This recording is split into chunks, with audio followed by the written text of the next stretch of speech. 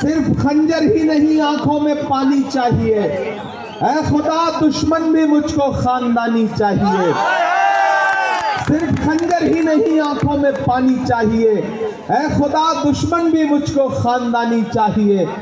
सिर्फ कब्रों की जमीनें दे के मत बहलाइए, राजधानी दी थी हमने, राजधानी चाहिए।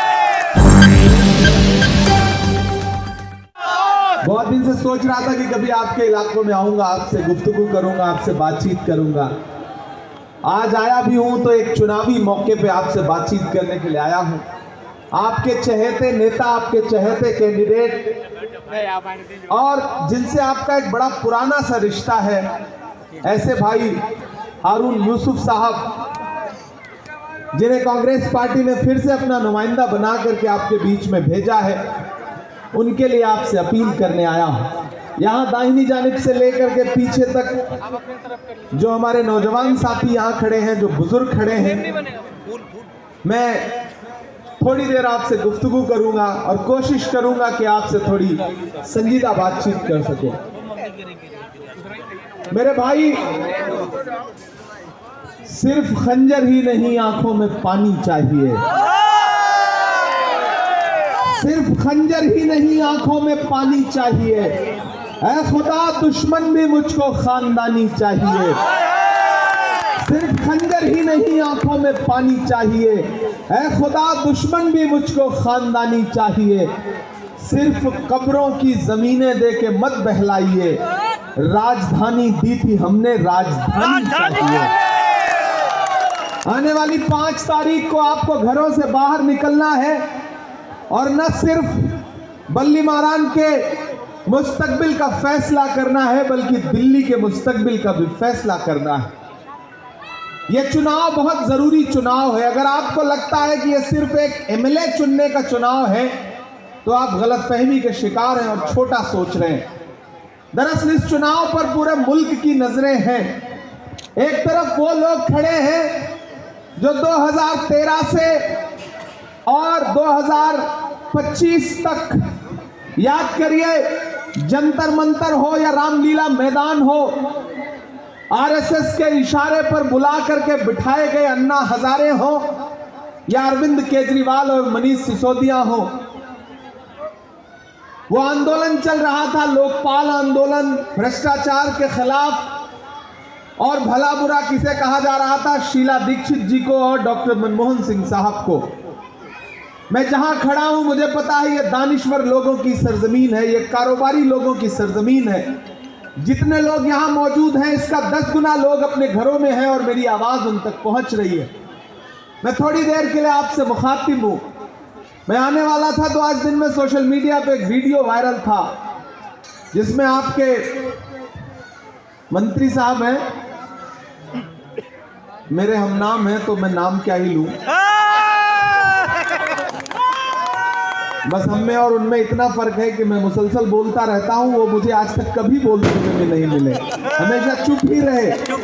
मैं इसलिए जिंदा हूं कि मैं बोल रहा हूं, दुनिया किसी गूंगे की कहानी नहीं लिखती।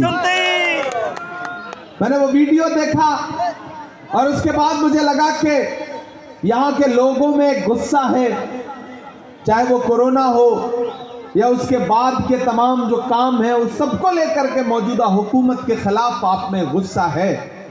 मैं आपको थोड़ा सा और पीछे ले चलना चाहता हूं।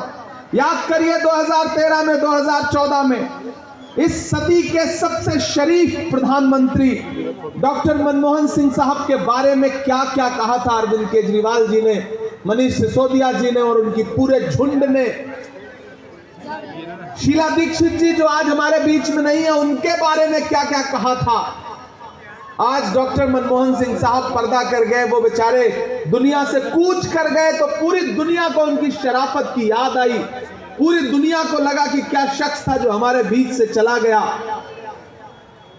लगा सका ना कोई उसके कद का अंदाजा, वो आसमां था मगर सर झुका के चलता था। बहुत बढ़िया। डॉक्टर मनमोहन सिंह साहब के बारे में क्या क्या कहा था उन्होंने कि भ्रष्टाचारी है, ऐसे हैं। आप तो बल्ली मारान वालों ये जानते हो ना, इस बात पे ईमान रखते हो ना कि कुदरत की लाठी में आवाज नहीं होती है।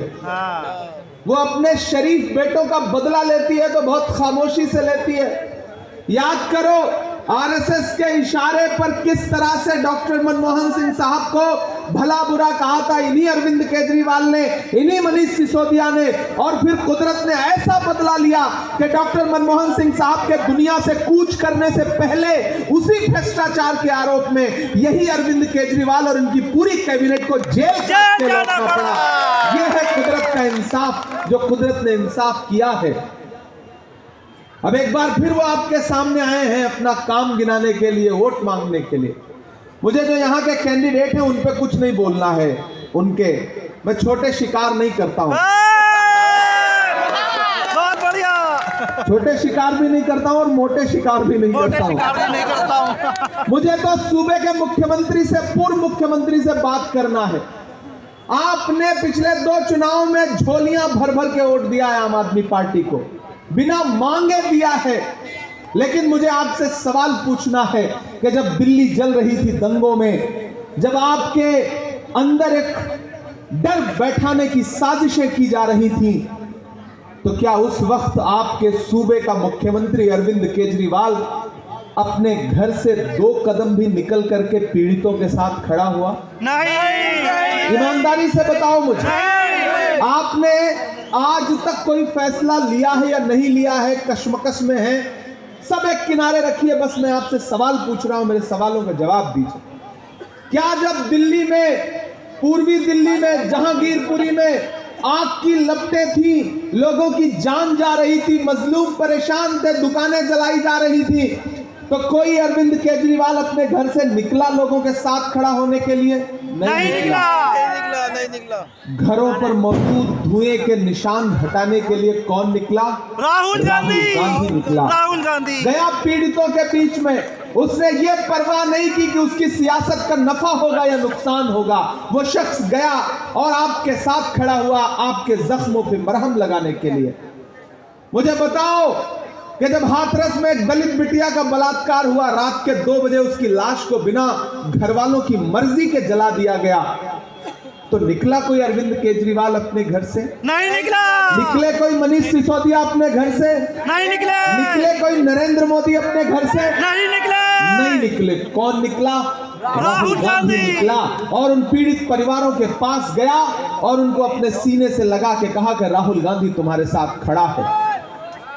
मुझे बताओ कि अभी जब संभल में पुलिस ने लाशें बिछा दी, तो निकला कोई अरविंद केजरीवाल संभल के मजलूमों के लिए? नहीं निकला। निकला कोई नरेंद्र मोदी जी अपने घर से उन मजलूमों के लिए? नहीं निकले। कौन जाने के लिए निकला? राहुल गांधी निकला। प्रियंका गांधी निकली। मुझे बताओ कि जब मणिपुर में बिना कपड़ों के बेटियों को परेड कराया गया, तो निकला कोई अरविंद केजरीवाल? नहीं निकला। कोई नरेंद्र मोदी जी? नहीं निकले। नहीं निकले। कौन निकला? कौन गया उनके आंसू पोंछने? राहुल गांधी। पूरे देश में नफरतें उफान पर हैं। आपके लिबास देख करके, आपका चेहरा देख करके, कब कौन सी सड़क पे किसको मार दे ये पता नहीं है। ऐसे वक्त में उन नफरतों के खिलाफ 4000 किलोमीटर पैदल चलने की जुर्रत किसने की? राहुल गांधी। कभी अरविंद केजरीवाल ने आपके खिलाफ जो नफरत है उसके खिलाफ 4 कदम चलने की हिम्मत की? नहीं की हो तो बताओ मुझे। नहीं की। ये मेरे बड़े सुलगते से सवाल हैं। 4000 किलोमीटर कौन चला? राहुल गांधी चले। कन्याकुमारी से कश्मीर तक मैं साथ चला हूं। मुझसे लोग कहते थे इमरान साहब आप तो शायर हैं, आप राहुल जी के साथ चल रहे हैं, आप क्या कहेंगे? तब मैं कहता था कि जो हर जालिम से टकराएगी वो आंधी बनाऊंगा, जो हर जालिम से टकराएगी वो आंधी बनाऊंगा। नए अंग्रेज आए हैं, नया गांधी बनाऊंगा। वो आदमी चलता रहा अपने पांव के छालों की परवाह किए बगैर। मुझे आपसे सवाल पूछना है बल्ली महाराज वालों कि अगर संभल में राहुल गांधी खड़ा है, अगर दिल्ली दंगों में राहुल गांधी खड़ा है, अगर हाथरस की पिटिया के साथ राहुल गांधी खड़ा है, अगर एनआरसी में मारे गए बेटों के साथ राहुल गांधी खड़ा है, अगर मणिपुर में राहुल गांधी खड़ा है, अगर कन्याकुमारी में राहुल गांधी खड़ा है, कश्मीर में राहुल गांधी खड़ा है, अगर डॉक्टर बाबा साहब अंबेडकर के आईन को, संविधान को बचाने के लिए राहुल गांधी खड़ा है, और फिर आप अपना वोट किसी बहुरूपिये को देंगे, तो फिर आप नाइंसाफी करेंगे। अपने ज़मीर के साथ, अपनी खुददारी के साथ मैं आपसे ये कहने आया हूं ये चुनाव बहुत जरूरी चुनाव है। एक तरफ बड़े वाले हैं, एक तरफ उनका छोटा रिचार्ज है। मैं नाम नहीं लूंगा, नहीं आप समझ जाएंगे कि मैं अरविंद केजरीवाल की बात कर रहा हूं। एक तरफ बड़े वाले हैं मोदी जी, दूसरी तरफ उनका छोटा रिचार्ज। एक ने चाय बेची, दूसरे ने शराब बेची। बेची कि नहीं बेची? बेची। और आप तो वो लोग हैं जिन्हें हराम और हलाल का फर्क पता है। अल्लाह ने ये सलाहियत दी है आपको कि हराम और हलाल का फर्क जानते हैं आप। आते थे मफलर लपेट के वैगन आर में, याद है? कूद के पोल पे चढ़ जाते थे और आपको चने के झाड़ पे चढ़ा देते थे। करते थे कि नहीं? करते थे। इन दिनों मफलर उतर गया, गाड़ी बदल गई, और जो खांसते रहते थे वो खांसी भी खत्म हो गई। उनकी खांसी खत्म हो गई, पूरी दिल्ली खांसने लगी है इन दिनों। भाजपा ने दिल्ली की फजा को नफरत से जहरीला बनाया है और आम आदमी पार्टी ने दिल्ली की हवा को प्रदूषण से जहरीला बनाया है। दोनों गुनहगार हैं। मैं आपसे ये कहना चाहता हूं साथियों कि ये जो नफरत है, इसके खिलाफ मोहब्बत का अलम लेकर के कांग्रेस पार्टी ने भाई हारून यूसुफ साहब को आपके बीच में कैंडिडेट बना करके भेजा है।